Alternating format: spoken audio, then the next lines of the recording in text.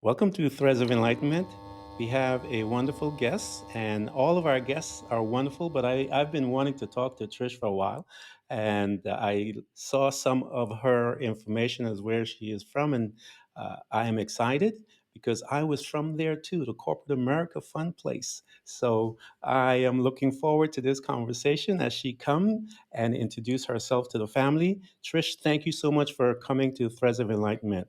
Oh, I'm so excited to be here, Ken, and a big hello to your audience. Thank you. Thank you so much. So give us all the rundown, lady. Come on, girl. Wow. Okay, well, you tapped into corporate. Where would you like me to begin? I can jump in anywhere you like. Well, tell them your services, what you're providing to people. I like you to just tell us the world that you have created today. Yep, And then we will go back as we usually do here at Threads, and we're going to go back to the inception of that and when it began and how it began. So sure. let us know about all the good things that you've done and your beautiful world that you've created so far. Oh, that's awesome. In my job, I am so honored because I have the opportunity to be a leader in my team, Mhm. and that for me is, that feeds my soul because the way I operate in that space is that I am able to see people's 10. And Mhm. so the way I work is to facilitate their ability to not only see their 10, but to choose and give them opportunities to step into it. And then I get to watch that transformation. So Nice. that's a real gift for me. And I do work with corporate leaders to help them to move into that space. However, the piece that I'm working on right now that I'm super excited about is a program called the Discovery. And what this is this guides people through questions, Mhm. really Mhm. powerful questions I like it in a already. in a very specific framework that allows them again to step into their 10, but to do it in a Mhm. way that facilitates their ability to take ownership for their personal growth and transformation. So we continuously have this tendency to look outside of ourselves for our answers. When we're kids, we look to our Mhm. parents, then we look to Yeah. teachers, and we're always conditioned to look to somebody else. And my belief is that we really need to take that ownership back. So the discovery is all about discovering yourself.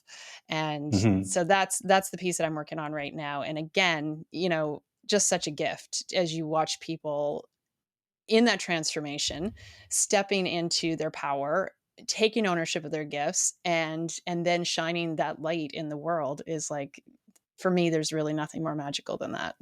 Wow, it sounds like you have programmed to encourage people to become enlightened. I love Right? that.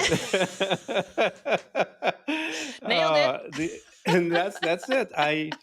And as I've mentioned to you in the beginning, in the onset, that I believe that we are enlightened when we begin to become students of ourselves, better students of ourselves. Now, how do we attain that? Questions, Trish. We have to ask ourselves, why am I thinking the way I am? Mhm. Why am I responding in this format? Why is this happening? How is this? And so, as you begin to ask those questions of yourself, you cannot lie to yourself. So, you have to be, it's an honest space that you have to be in order to progress. And so, what a privilege and honor, a great system. I think that is beautiful.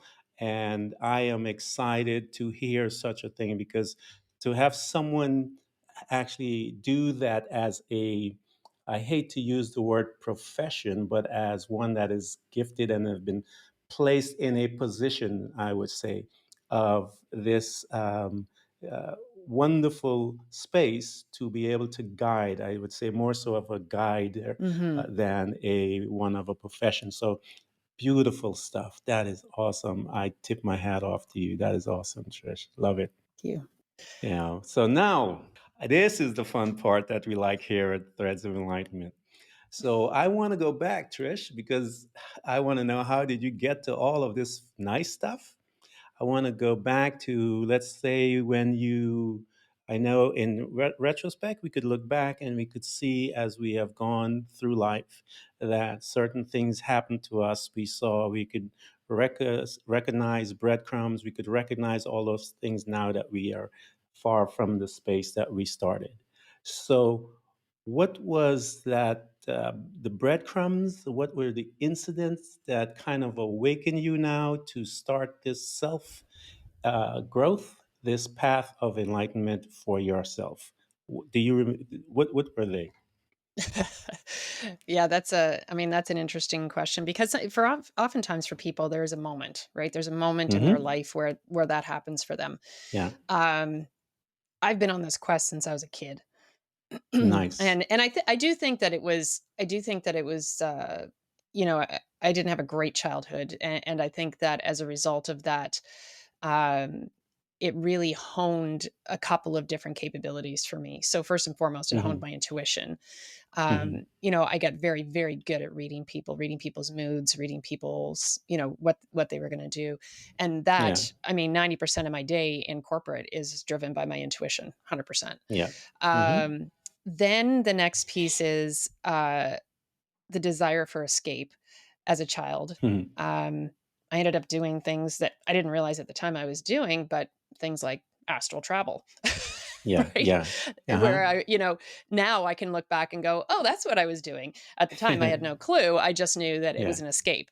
Yeah. And so I've always been on a quest of knowing that there was more, and of knowing that there was something else out there, and constantly searching for that. I would say I've probably read close to 1,000 self-help books, Wow. um, and there were probably three pinnacle moments in my life that uh, accelerated or shifted the growth for Mm-hmm. me. So in 1998, I was diagnosed with a condition called scleroderma.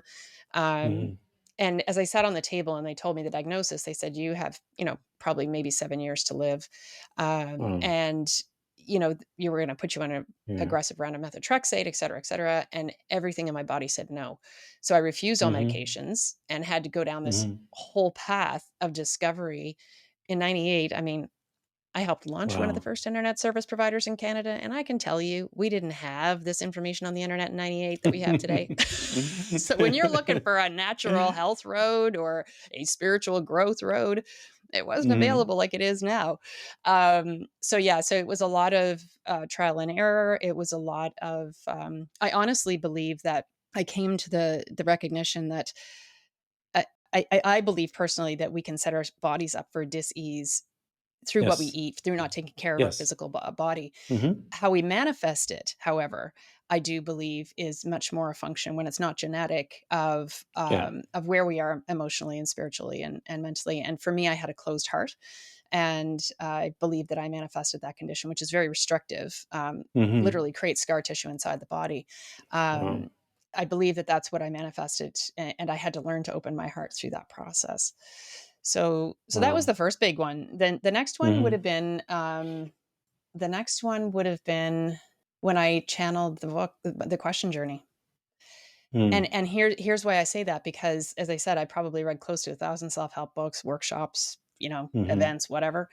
Uh, when I just downloaded that book. I wasn't sitting there going, "Wow, I'd like to write a book." I was sitting there Mm-hmm. reading another book, and all of a sudden, this whole Mm-hmm. concept came in around these powerful questions. And the message Yeah. was that people need to stop looking outside of themselves for their answers. And with that, I had to take that responsibility too, which meant I Yeah. stopped reading Yep. all information from other people. I had to Mm-hmm. really rely 100% on the information that I got from myself. So Yeah. that would have been the second big pinnacle moment. And the third was actually Mm. when I stopped. Yeah, my husband had a heart attack, a widowmaker heart attack. He should not have lived. Wow. And 2 weeks later, had a stroke, lost his ability to speak. And, Wow. becoming the caretaker, which is not my Yeah. role, right? Yeah. Let's be real. Um, and just, it shook my foundations. There's no Yeah. question. I stepped out of everything, and the path back was quite the journey. Wow. That is a mouthful. if you take it to come from a young age and was aware from a young age to then begin to asking the questions and your these were major incidents. They weren't just like small things. These are the incidents. I always say to people that the incidents come and shake our foundation. What are causes us to reach deeper, start asking those questions that you had mentioned about the life changing stuff that is necessary.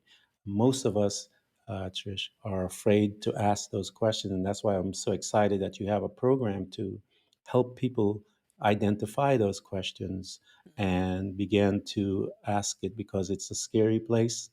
It is it can be a dark place. It sounds like you. And this is my philosophy.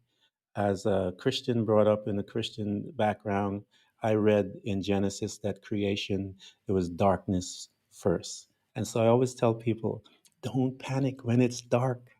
That's the most beautiful time because you are a creator. Just put a big smile on your face and say to yourself, okay, what am I going to create? How am I going to do this? Because you have to now settle down within yourself. The answers are in you. You are the creator. The reason why you're at where you're at is because you've allowed everyone's opinion, everyone's suggestion, everyone's all of their stuff, and you are Mhm. functioning from something that is not yours. And because you're functioning from something that is not yours, I guarantee you're going to be in a mess because it's not yours. And so Exactly. you have to quiet yourself, Trish, to now begin to ask those questions. So tell us about now this has happened to your husband. You're there now. What was your thought process now to start motioning and moving you forward from this place? Before I jump into that, I just want to say there's a couple things that you said in there that I want to speak to. First and foremost, getting quiet is the key. Getting Mm-hmm. quiet is the key. Yeah. I have this acronym called NTA, which I call noise to avoid, because people will Mm-hmm. create so much chaos in their So, lives to avoid just getting mm-hmm. quiet. So that is Yeah. so profound and so important. And it seems ridiculous, but people are literally scared of the quiet because when Yeah. you're quiet, it allows the opportunity for things to come up. Yeah. And these are the things Yes. we're scared of. The other thing I wanna Yes. say just quickly is I also have a philosophy about the dark, which is Mm-hmm. that I believe that the degree to which you know the darkness is the degree to which you know the light, Yes. right? So Mm-hmm. even it to give a very simple example of that, I will sometimes find myself in my journey in a position of, um, how do I explain this? Of experiencing something that is not Mm-hmm. something that I would normally experience, that is Yeah. very difficult, Mm-hmm. toxic, sometimes dangerous. Mm-hmm. And what I realize on the other side of it is that what it allowed me to do was have extreme empathy for those people. Like, let's take that situation with my husband. I stepped Mm-hmm. into a caretaker role. That is not my role. That's actually his role. Yeah. Like, Yeah. I Yeah. mean, I know that Mm-hmm. sounds ridiculous, but he Yeah. was a stay-at-home dad for 5 years. Like, he is Mm-hmm. the caretaker in our family. So for Mm-hmm. me to step into that caretaker role, it took me twice as long to heal from that process than it took for him. Wow. Twice as long. Wow. And so as on the other side of that healing process, what I recognized was to have amazing empathy and compassion for Mm-hmm. people who just are in a caretaker role just because it's their nature, but Yeah. also for the people who get forced into a caretaker role when that is not their nature, but they are in that situation due to somebody that they love or whatever it is that drives that. And so you Mm-hmm. find yourself in these very difficult situations only on the other side to be able to look back. And this is why I'm saying the degree to which you know the darkness is the degree to which you know the light, because you can have Mm-hmm. empathy and you can have um, a true understanding of Yeah. others that are in a similar situation, which broadens and expands our, our mindset and our awareness and our growth. Yeah. Absolutely. I can attest to all of that. My mom, she had an operation. As a result of the operation, she had died. She was in a coma for weeks. She came out, and our lives was changed, including hers and everyone else in the family and friends. And one day we had people coming to see her, and I was working close by, so they would call me, and I was always running back and forth. And the caretaker had left.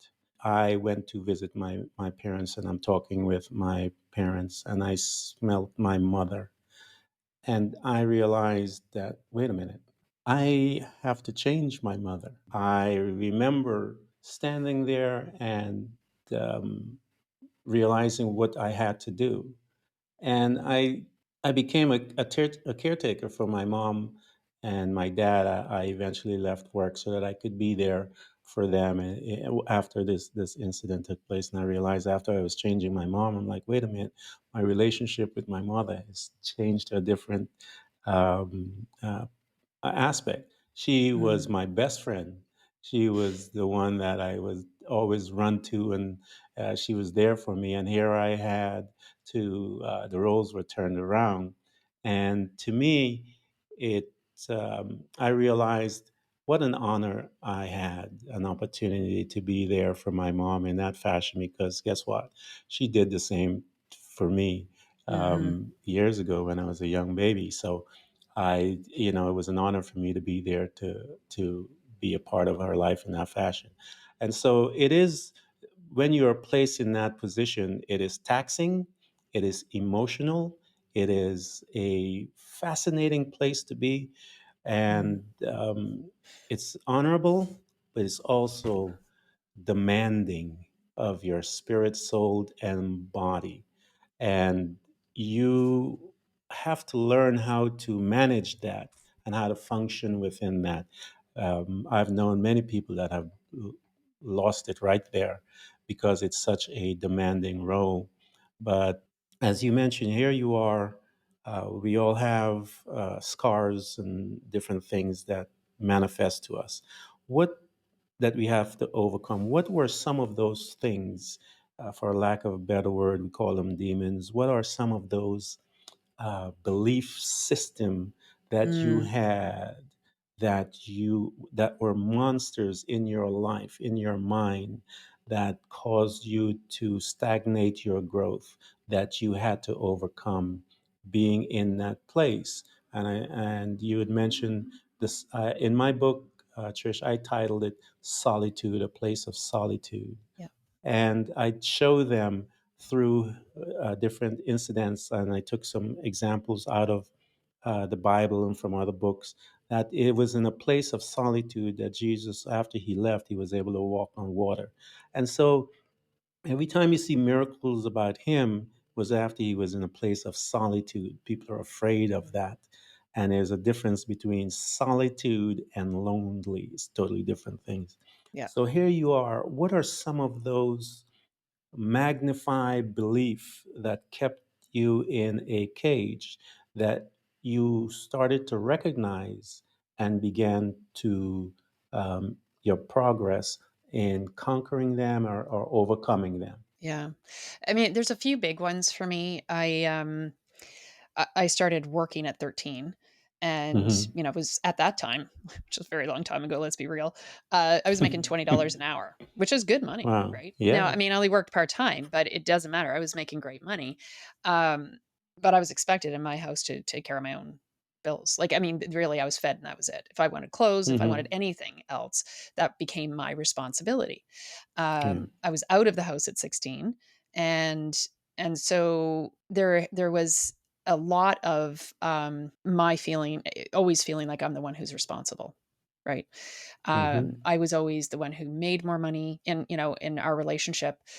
So there's a huge piece of responsibility there that you carry.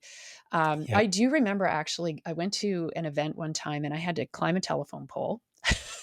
And I had to jump off this telephone pole and ring a bell.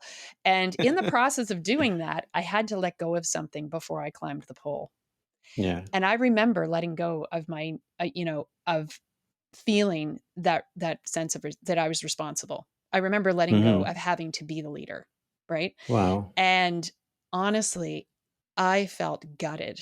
for days. Like, I Mm. was so weak when I got off when I, landed from the top from the top of the Yeah, telephone yeah. pole. All my team members came over to hold me up. Like, my knees were out Hmm. from under me. That was how Wow. big this weight was for me. And so that's a really big one. The other one that's really interesting, excuse me, you made me cry with the story about your mom, so I'm blaming you for my froggy throat. The other big belief for me, is that nobody wanted to hear what I have to say. So, Mm. I do have gifts, and part of those gifts is that I see things in the future. So, and Yeah, I want to say I see timelines, right? So I yeah, didn't yeah. realize that this was like something that not everyone can do, because to me it's Hmm. logical. If you tell me that your vision is you want to get to point B, and then halfway between point A and point B you make a different decision, well, hello, the game board's going to change, right? Yeah. But I Yep. actually see everything that happens. And so Hmm. I would bring this stuff forward, especially in business, right? I remember being Hmm. through Yeah, mergers and saying, yeah, okay, well, if we do this, here's what's going to happen. And they're like, you're crazy. And then yeah. 6 or 8 months later, they'd come back and go, wow, I wish I had to listen to you. If I had a Wow. dollar literally for the number of times that people would say that to me, well, I'd be a millionaire easily. And so when you have this happening where you're saying things, and the other thing is, I don't actually care what other people think about me. And I've Yeah, had that for a very long time, because I have walked alone yeah. many, many times. And I learned early on to feel complete within myself. So Yeah. because of that, I don't actually care what other people think of me. And that's freeing. That's very What freeing. a gift. Yeah, that is. It also means that you say what you think, and which is Hmm. not always going to be socially acceptable, right? Yeah, So, absolutely. so, Yeah. eh, so when you say things and it doesn't always land, right? Because Hmm. it's not socially acceptable, or when you see what's about to happen and you share it with someone with the intention to say, okay, well, let's move forward, knowing that this is where we're going, and they're like dismissing Hmm. you, you very quickly start to subconsciously come to the realization that people don't want to hear what you have to say. And so that was another big piece. And you spoke to some of it when you opened up the show, where you know people are going to hear different things from different people in different ways, right? Hmm. When they hear this conversation between you and I, some are going to resonate with what you've said and pull a gem out of there. Some are going to Yep. resonate with what Yep. I've said and pull a gem out of there. And the reality is, we all have a voice, and that voice Hmm. is a gift to someone, Yeah. Yes. right? And it's our Absolutely. responsibility to get that voice and that gift out there, because that someone is actually waiting for that. They need that in that moment. Yes. So those are two big ones. And there's lots. I get hip Hmm. over. I remember, actually, I'm going to tell this one story because this is Good. funny. With the question journey, one of the messages that I got when I was inspired to write the book was that it had to be collaborative. So there's artwork Hmm. in there from many, many authors. There's also questions submitted by many people. And I remember being in my living room and I met with this couple, and they said, "Oh, I have a great question. Do you feel worthy?" And I was like, Yeah. wow, I can totally see that people might struggle with Oh, that. yeah. That's a great I, question, right? Only to yeah. have that Uh-huh. question hit me with like a 2 by 4, like not 2 weeks later. Hello, right? The root cause of all this noise, let's be real, is worthiness. Yeah. So yeah, so it was, Yeah. yeah, so that was another one. But yeah, and they come all the time. Like, sometimes they're Yes. smaller than that. Those are the big ones. But yeah, I would Yeah. say those are the two big ones for me. Yeah, that was one of the big ones for me, the fact of worthiness. It always interesting. You had mentioned one of the principles I had to learn, Trish, was by uh, as you were talking about telling certain people.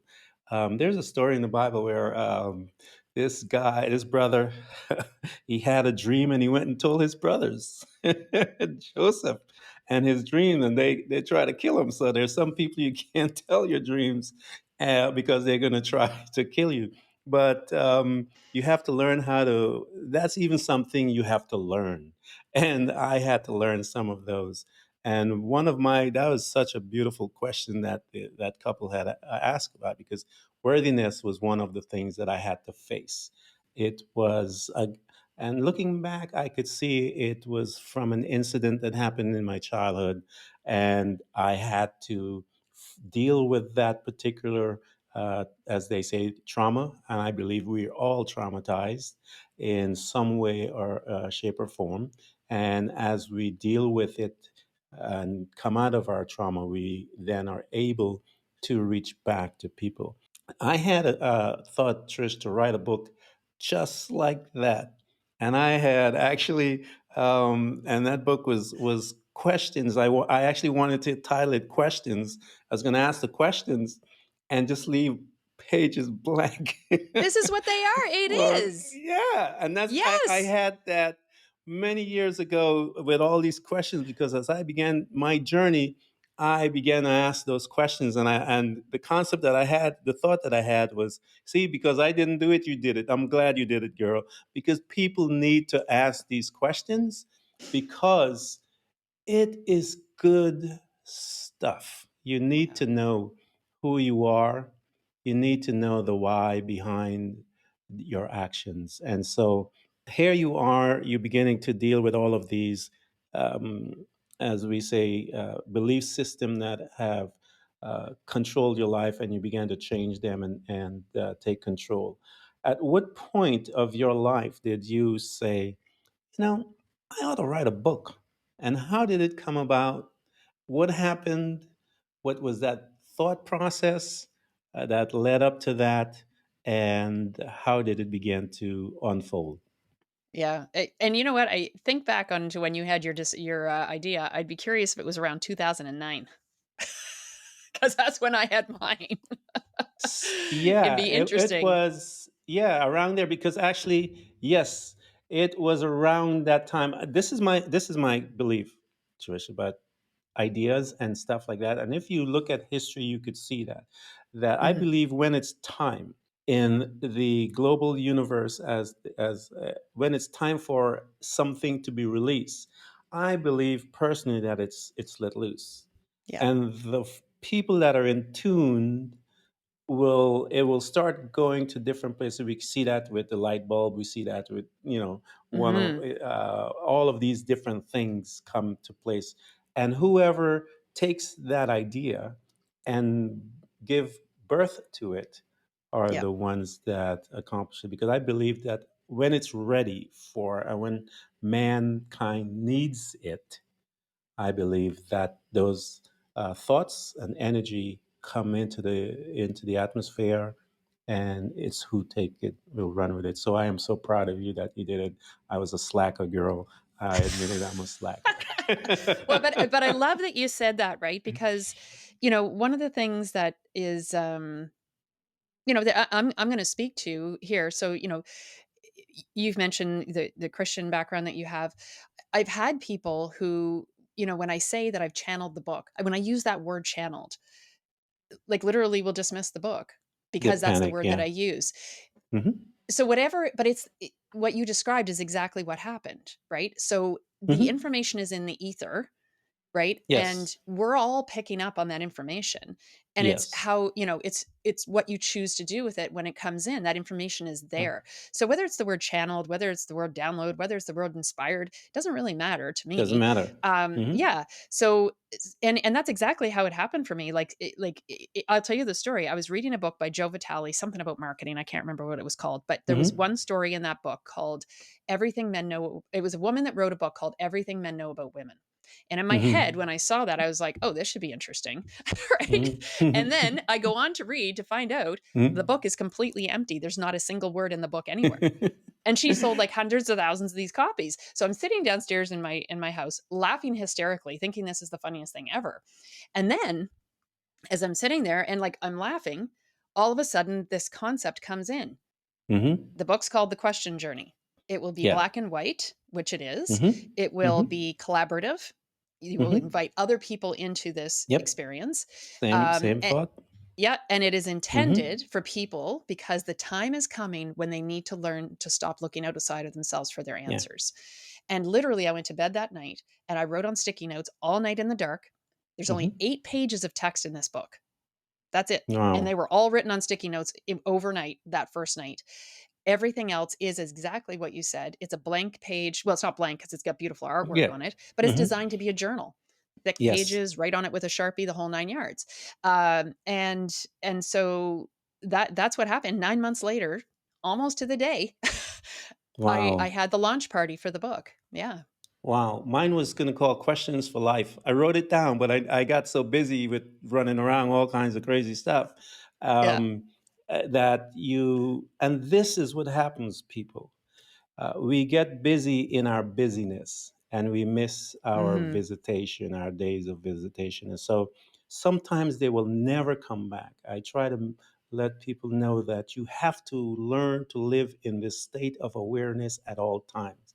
Jesus said, He says, don't worry about today, tomorrow, worry about today. What is He Yeah. saying? Live for today, be Today. present. So because we are not present, we allow the busyness of life to cause us to miss our time of visitation. I Mhm. had the book just like you did. Mine was going to be titled The Questions for Life. And the concept was the very same thing. It is time for man, the human, I call this the human spirit. It is time for the human spirit to recognize who they are. We are creators. We have been allowing ourselves to be manipulated by men and women that are not interested in us. And so it is Mhm. time for us to begin to become interested in ourselves. At the end of the day, you are still responsible for your journey. And so, Yes. who you allow um, to have your mind develop is going to be very important. And so, you are reading books about all these different authors to develop your mind. You're allowing a specific type of people to come in. And Mhm. once you allow them and you recognize, okay, this is as far as they can take me, now it is my turn. And there's nothing wrong with reading the books. You're gathering, you're collecting stuff. You're an IT person. You're putting Yeah. stuff in your hard drive. You're getting information. You're now putting this thing on your hard drive, and then you are going to be able to, at any time, go to your hard drive and pull that thing up and move on. So I'm so glad you wrote the book You know what? I because have to say, to sit here 12 years later and to have Mhm. this conversation with you is such an honor that somebody like you was tapping into same ether at the same time. I just I've got chills all over my body. Like, this is incredible. Like, what a gift.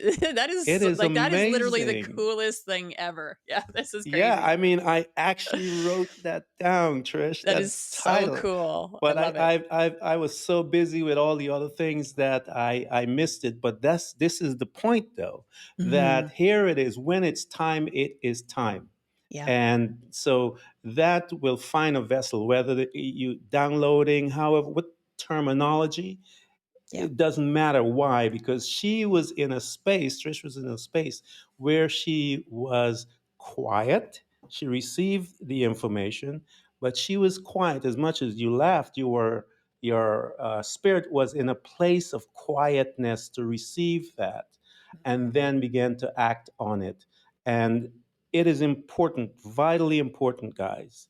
You, whatever you call it, meditation, and people think that because meditation, they think of the classic form of meditation, which I practice. But meditation can be done while you're singing, while you're walking, while you're taking a shower, while whatever. There are millions of ways that you can be meditating, walking, running, vacuuming your house. It doesn't matter. Just find your place of meditation so Yeah. that you can download whatever is ready for mankind. Where someone like myself got busy in my running around, I miss it, and you can be another Trish and write the book. I love it. I love that. Yeah. So people, Trish, are so afraid to be by themselves. And I tell them, this is the place where you become strong. This is the place Mm. that you gain wisdom. This is the place you gain strength. This is the place that you begin to get revelation of who you are. This is the place of power. I could not agree more. I could How do not we agree get these more. people to start doing the meditation? That's why I try to tell them. Most I people, Trish, when you know. say meditation, they think of the classic form. I need to Yeah. spend, take 5 minutes run around. No, no, no, no, no, no, no. Um, any any type of activity that will cause your mind to slow down, Mm, that is meditation, because in my meditation, that's when you start remembering, oh, I need to put off the stove. I didn't turn off this. I didn't, oh, I need to call my grandmother. I need to yeah. do this, all that stuff. But when you begin to control your thoughts, when you begin to um, hold them off and say to them, I would speak to my thoughts. I'm saying, not now. Mhm. At this time, this is where I am, but I'll get back to you, but not this time. I'm a little more ruthless. I say, "Thanks for sharing, moving on." Although I will say for the people who really struggle, because if you're a runner, you're still gonna be thinking. Yes. There's many activities that we do, but you're still gonna be thinking. My go-to, if I wanna get completely out of my head, is to just put on, like, some awesome dance music and just dance, Hmm. because Yep. you cannot listen to the music and dance to the beat and actually be thinking at the same time. No, no, no, no, no, no. That's a perfect space for meditation. There you go. That's it. Just be there. Just guys, just be there. It is the perfect place to be. It is the most powerful place to be, and it is my hope as you listen to Trish and I that you guys learn to find it. Just find it, guys. It's a place where you hook up and you get a chance to move on. Now, Trish, tell me about. Give me a few of those questions that are profound and the book that I didn't write because I got busy. Talk to me. Um, my trigger question, a big one for me was, what have you not tried or tasted or experienced because you haven't stepped up? Mhm. Yeah. That was a Wow. big trigger one for me. Wow. Um, one that the discovery program is really geared towards, for example, is how much of your life currently is defined by other people's expectations. Wow. That's powerful. Mhm. Yeah, that'll stop a lot of people, you know. Right? That'll Yep. stop a lot of people if they allow it. And then That is there'll a powerful be question. it is a yeah, I mean, because it's Yeah. like when you look around, how many decisions have you made and how much of your life has been designed because other Hmm. people had expectations of you. Yeah. And then following right off of that is how much of what you really want is not in your life right now, Yeah. because you're so Yeah. full. Your life is so full with other people's expectations and how you're Hmm. setting up to meet them. And then the other piece is, a really big one that I love, that the word boundaries is becoming, so predominant right now.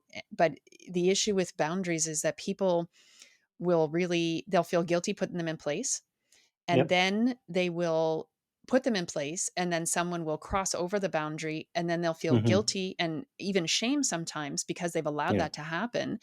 um and then they also feel, allowed that to happen to themselves, and then they feel more guilt and shame because they put that boundary in place and they're keeping the other person from what they think they need to provide to them. So there's this Yeah. vicious cycle around boundaries as well. So it's like, are you able to stand in to hold your boundaries in a place of unconditional love? Yeah, that's powerful stuff. There's a Bible verse that comes to mind. Jesus says, these guys came and asked him, "What's the greatest of all your commandments?" Jesus says, "To love the Lord thy God with all thy heart and with all thy mind and all thy strength, and to love the Lord thy God as yourself." Mhm. And so he put the focus straight on you. And so I tell people all the time, he understood and he put the focus on you. You cannot love me until you love you. So you need to Yeah. start on this journey seriously, because you can't love me. You could tell me you love me, but the reality is that you don't, because you don't love yourself. If you love yourself, and that's where because of society, Trish. Society. I was talking to someone a few days ago, and I was talking about how society, the damage that society has put on the human spirit. And we start that from a young age. My children, I became a man at about 34, 35. Because why do I say I became an individual at that time? Because until then, Trish, I was living to please my parents.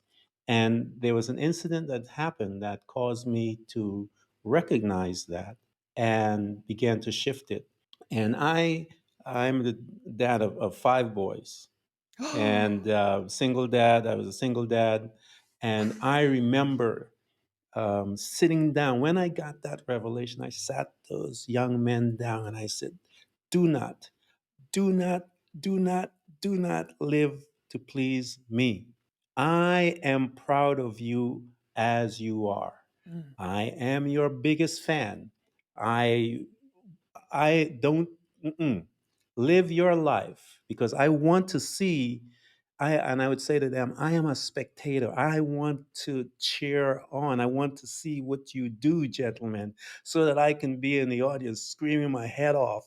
Don't live for me, because I realized if they try that, they would be in bondage just like I was, and I don't want anything like that because I knew what I was carrying and what was driving me and how it had affected my life for that long.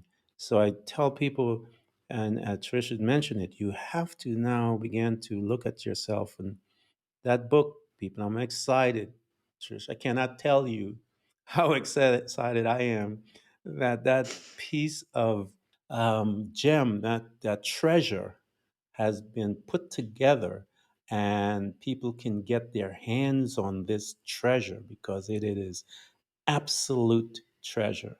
And so, because, take advantage of it, folks, because it will set you free, man. The truth shall set you free. And the Mm. truth is when you ask those questions of yourself and you pull away those things, because I tell you, beyond those things, you are stagnated because you haven't answered those questions. Mm. The day that you begin to ask those questions and deal with all of your for what a lack of a better word, all of your demons and your fears and all the different things, you will change your life. We bring on all of those nonsense in our life as like diseases. Diseases started as a thought, and we now manifest that stuff in our body because the placebo test is all about that, where you are able to heal yourself because the body was designed to be healed. If you get a cut, it heals. If you break your bone, guess what? It grows. You don't have to do nothing. Just put it back, and it'll take care of itself. That's how powerful this thing is. And so we manifest our thoughts, and we bring it forth into all kinds of dis-ease. So we must become students of our thought. And so as we become students of our thought, Trish, these questions are there to guide us to the next aspect of the world that we create. I am so honored to be in your presence that you wrote the book. Well, I have to tell you, you're a gift, and if people are not listening to you on a regular, they need to start doing that because you have so much wisdom and you've integrated, right? You've Uh, integrated, and it's a beautiful, beautiful thing to be in your presence. It truly is. Oh, thank you. The darkness, as you said, Trish, it's reciprocal. And so I look at my life and I go, oh my God, so here I am.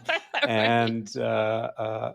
I 10 years from now, Trish, we're going to look at this and we're going to go, wow, I was really trying back then because, I love it. we have learned that much more about ourselves, Yeah. that we have shed so much more of the things that hold us back.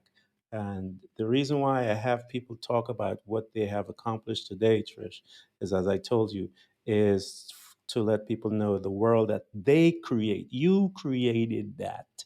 Mhm. And because you created that, as a creator, I know that tomorrow will be a different day than today. It's And, just we I'm are. gonna, I want to speak to that one just really quickly. I know we're getting down to Hmm. the wire here, but I remember reading Conversations with God, and I remember reading that this one place in the book that basically said I was the one responsible for my, for the state my life was in.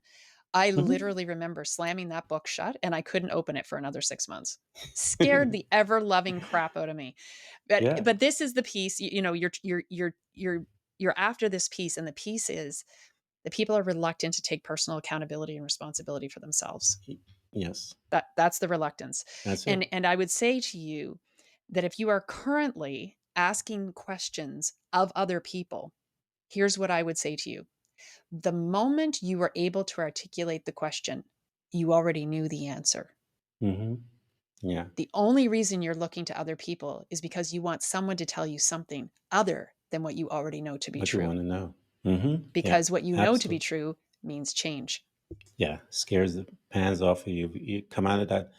One complacency is a dream killer. I tell people all the time. Mhm. Stop being complacent, and you get into that place of comfort. Corporations, Trish, you'll know about this. Corporations die when they get into a place of complacency. You Yep. lose your edge. Well, you gain so much, you work so hard to gain a percentage of the market share, and you become complacent. And then the next thing you know, it's all gone.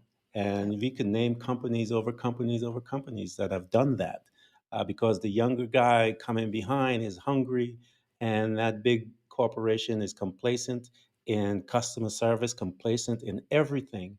And the next thing you know, they're filing bankruptcy. Yep. And, you can't do that, guys, in your life. You cannot. Trish, I love this entire conversation. I thank you so much for coming to Threads of Enlightenment. This was literally exciting, and I am so glad you were obedient and I was disobedient. And it is an honor to have you here. I know that treasure that you have created because I know what it felt to me in my being to write. So I know what that is. And I'm going to tell everyone now, run out. I mean, as soon as you guys, if you post this stuff, go buy the book. Go buy the book and give it to friends, give it to parents, give it to children, give it to young adults, give it to everyone that you come in your sphere. Why? Because once they begin to be honest with themselves, they will create something new. Trish, thank you so much for coming by. Thank you so much. This is such a gift. I loved it. Thank you. Everyone who's listening to this podcast, we hope to continually help you to learn how to embrace moments of darkness, because it is in the darkness that we learn how to develop and use our abilities to truly see those parts of ourselves, often invisible to us, in the light. It becomes your responsibility to navigate through all of your trials, to find out who you truly are and begin your journey to loving yourself, which is possibly one of the most difficult things you will ever do in your life. To love yourself and to find the real you, but always remember to enjoy the journey. Thank you for coming by. Please subscribe. And if you can support us financially, we deeply appreciate it.